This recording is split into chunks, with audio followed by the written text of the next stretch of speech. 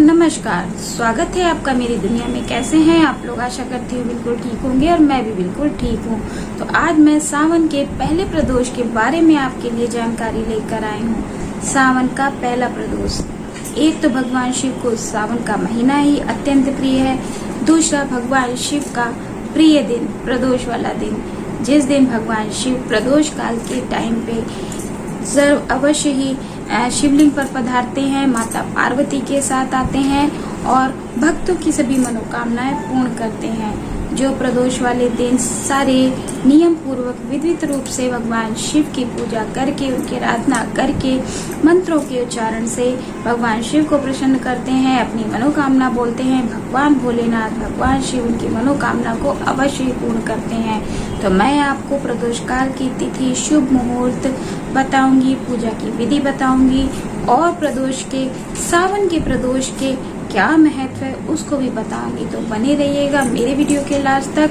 और अभी तक अगर आपने मेरे चैनल को सब्सक्राइब नहीं किया है तो नीचे दिए गए सब्सक्राइब बटन को हिट कर दीजिए, बेल आइकन को दबा दीजिए, ऑल में क्लिक कर दीजिए, जिससे मेरे वीडियो के सारे नोटिफिकेशन आपको मिलते रहें। सावन का महीना भगवान भोलेनाथ और माता पार्वती को समर्पित होता है।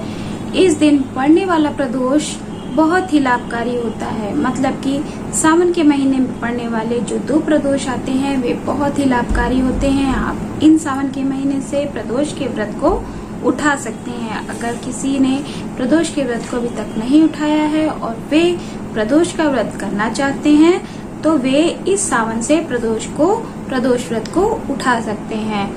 प्रदोष व्रत महीने में 2 बार आते हैं। एक कृष्ण पक्ष का होता है और एक शुक्ल पक्ष का होता है।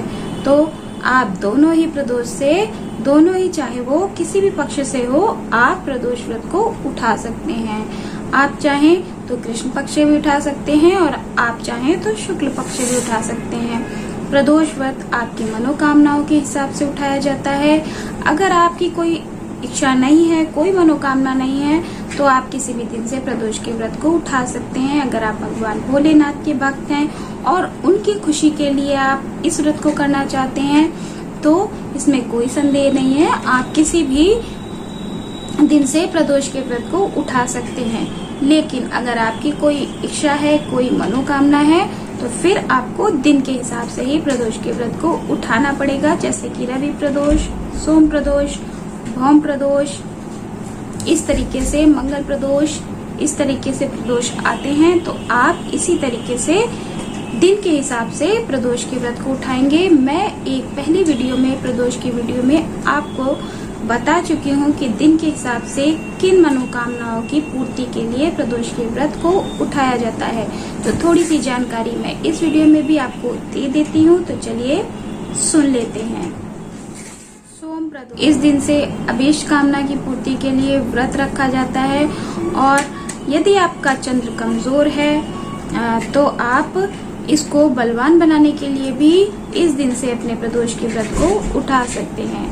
भौम प्रदोष, अच्छी सेहत के लिए, यदि आप हमेशा बीमार रहते हैं तो बीमारियों को खत्म करने के लिए, आप अपने मंगल को बलवान बनाना चाहते हैं, आपका मंगल वीक है, आप अपने मंगल को बलवान बनाना चाहते हैं तो फिर आप इस दिन से अपने प्रदोष के व्रत को उठा सकते हैं। बुध प्रदोष, सभी प्रकार की कामनाओं के लिए, अगर आपकी कोई भी कामना है तो आप मंगल प्रदोष से व्रत को उठा सकते हैं। आपकी हर एक मनोकामना की पूर्ति होती है। ज्ञान व शिक्षा प्राप्ति के लिए, जैसे कि बच्चों को भी आप बुध प्रदोष से ही प्रदोष के व्रत को उठवा सकते हैं, क्योंकि ये शिक्षा प्राप्ति के लिए, बुद्धि को तीक्ष्ण करने के लिए भी इस दिन से प्रदोष के व्रत को उठाया जाता है। चौथा है गुरु प्रदोष, शत्रुओं में विजय पाने के लिए और उनके नाश के लिए, बृहस्पति ग्रह को स्ट्रांग बनाने के लिए, पितरों के आशीर्वाद के लिए गुरु प्रदोष से प्रदोष व्रत को उठाया जाता है। शुक्र प्रदोष, पुत्र प्राप्ति के लिए, यदि आपके कोई संतान नहीं हो रही है तो आप शुक्र प्रदोष से अपने प्रदोष को उठा सकती हैं। और नौकरी में पदोन्नति के लिए भी आप शुक्र प्रदोष से अपने प्रदोष को उठा सकते हैं। रवि प्रदोष, लंबी आयु, आरोग्य की कामना, सूर्य ग्रह को बलवान बनाने के लिए, मान सम्मान, नाम और यश बढ़ाने के लिए आप रवि प्रदोष से अपने प्रदोष को उठा सकते हैं। इस प्रदोष को भानु प्रदोष के नाम से भी जाना जाता है।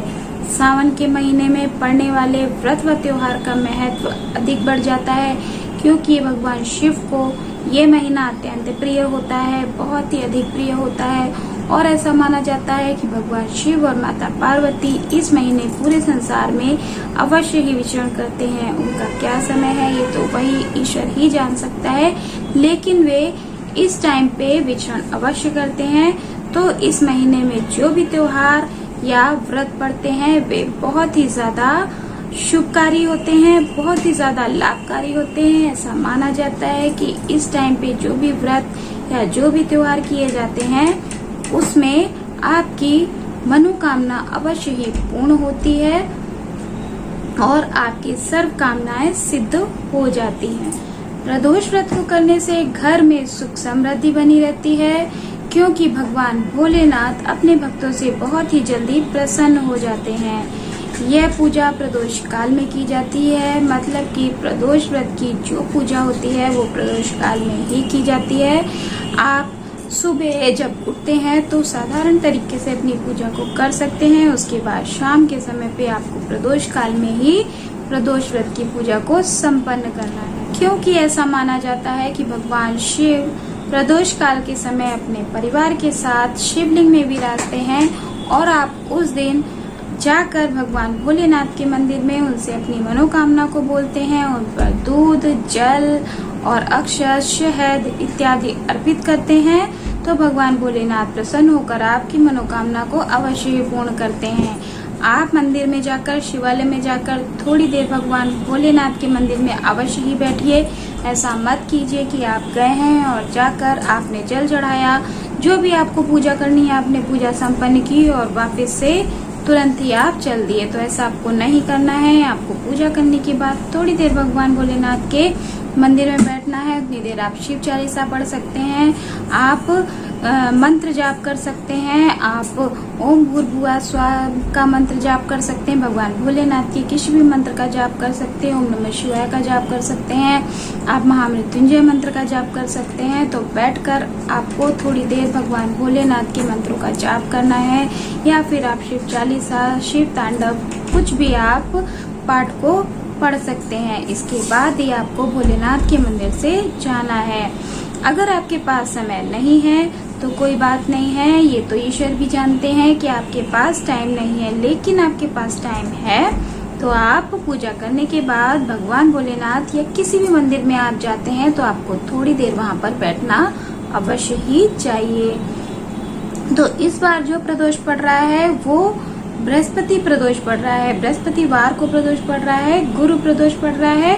तो आपके अगर शत्रु हैं, आपके बहुत ज्यादा शत्रु हैं, आप शत्रुओं से परेशान हैं, तो आप इस प्रदोष से अपने प्रदोष व्रत को उठा सकते हैं। या फिर आप पितरों की आशीर्वाद जब पाना चाहते हैं, आपके घर में बहुत सी समस्याएं आ रही हैं, तो भी आप इस प्रदोष से प्रदोष व्रत को उठा सकते हैं।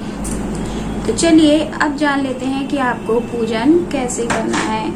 इस दिन आपको ब्रह्म मुहूर्त में उठना है। ब्रह्म मुहूर्त में उठकर गंगा जल के पानी से स्नान कर लेना है। अगर आपके पास कोई भी गंगा नदी है तो आप जाकर वहां भी स्नान कर सकते हैं, बहुत ही अच्छी बात है। नहीं है तो आप गंगा जल अपने जल में डालकर स्नान कर लीजिए। इसके बाद साफ स्वच्छ कपड़े पहनकर भगवान सूर्य को अर्घ्य दीजिए। अर्घ्य देने के बाद आप अपने मंदिर में प्रवेश कर मंदिर को साफ स्वच्छ कीजिए। सभी विग्रह, जो भी आपके विग्रह हैं, उनको स्नान कराइए पंचामृत से। अगर आपने पंचामृत बनाया है तो पंचामृत से स्नान कराइए, नहीं बनाया है तो आप शाम को प्रदोष काल के टाइम पे पंचामृत बनाकर भगवान भोलेनाथ का अभिषेक कर सकते हैं।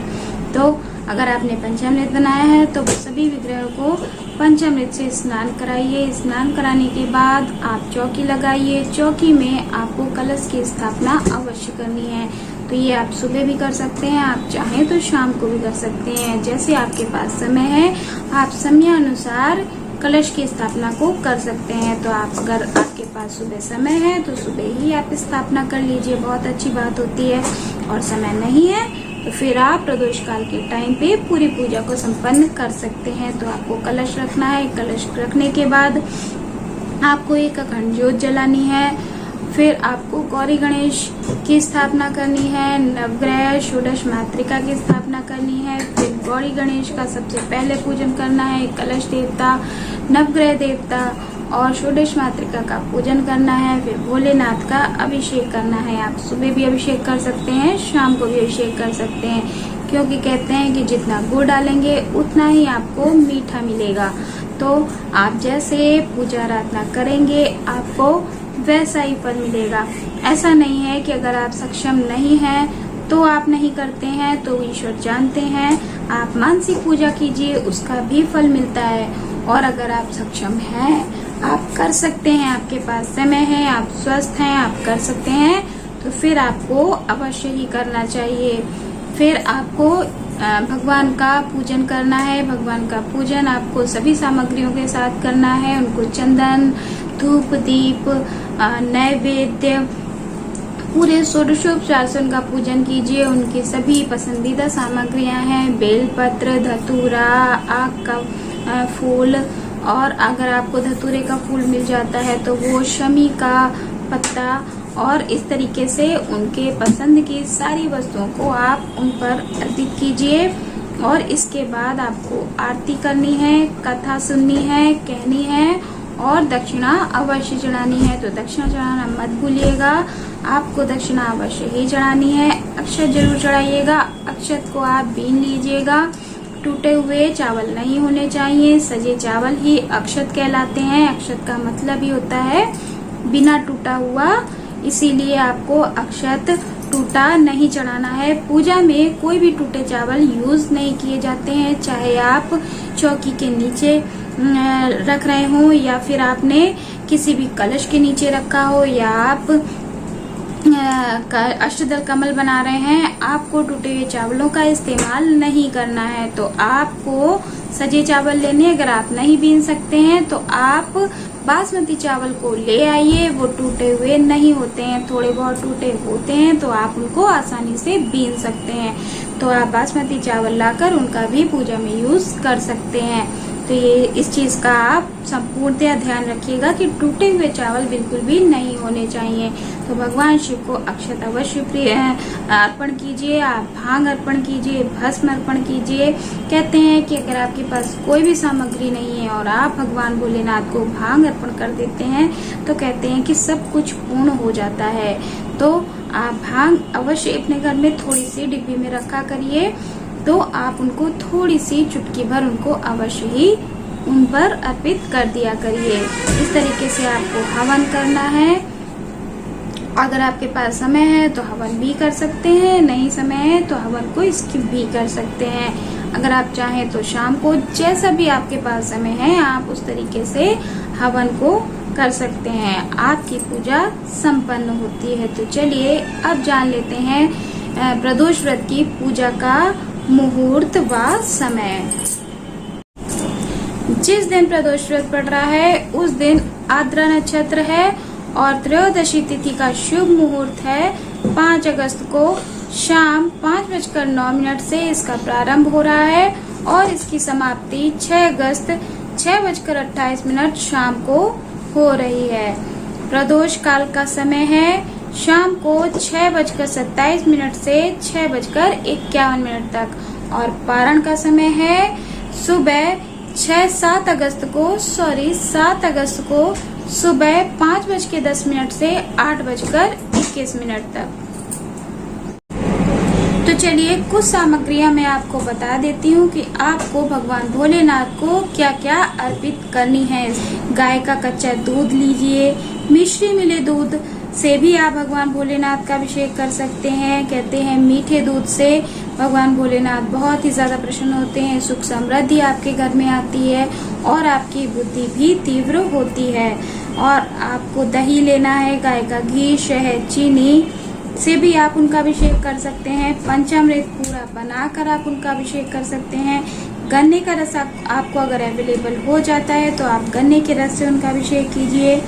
और आप इत्र से उनका इत्र से अभिषेक करने का मतलब ये नहीं है कि आपको इत्र चढ़ाते ही जाना है।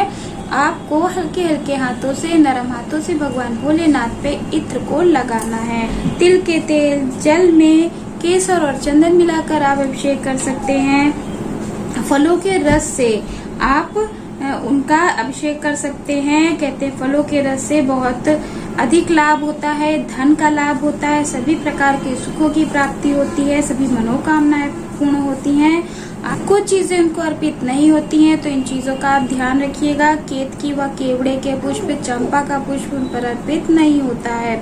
शंख का जल, खंडित चावल, कुमकुम, हल्दी तथा नारियल का जल और तुलसी दल वैसे बोला जाता है कि भगवान शिव पर अर्पित नहीं होता है, लेकिन तुलसी की मंजरी आप भगवान भोलेनाथ पे अर्पित कर सकते हैं। भगवान भोलेनाथ पे तुलसी चढ़ती हैं, लेकिन बहुत सी ऐसी अवधारणाएं हैं, मान्यताएं हैं कि बहुत से लोग यही बोलते हैं कि तुलसी जी भगवान भोलेनाथ पे नहीं चढ़ती हैं। तो अगर आप थोड़े से भ्रम में हैं तो आप भ्रम में कोई काम मत कीजिए। आप तुलसी दल मत चढ़ाइए उन पर, लेकिन तुलसी की मंजरी भगवान भोलेनाथ पे अवश्य ही चढ़ाई जाती है। तो अगर आप चढ़ाना चाहते हैं तो आपकी पूर्णतया इस पे आपकी पूरी मर्जी है, आप चाहें तो चढ़ाइए।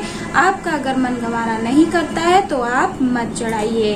तो ये सब चीजें आप भगवान भोलेनाथ पे अर्पित कर सकते हैं और उन पर उनको प्रसन्न कर सकते हैं। उनको प्रसन्न करके आपकी सभी इच्छाएं पूर्ण करने का आप उनसे वरदान पा सकते हैं। तो आपको मेरी ये छोटी सी जानकारी अच्छी लगी हो तो मेरे वीडियो को लाइक कर दें, शेयर कर दें, कमेंट में जय भोलेनाथ की, जय माता पार्वती की लिख दिया कीजिए और खुश रहिए, मस्त रहिए, मुस्कुराते रहिए। राधे राधे, हरे कृष्णा।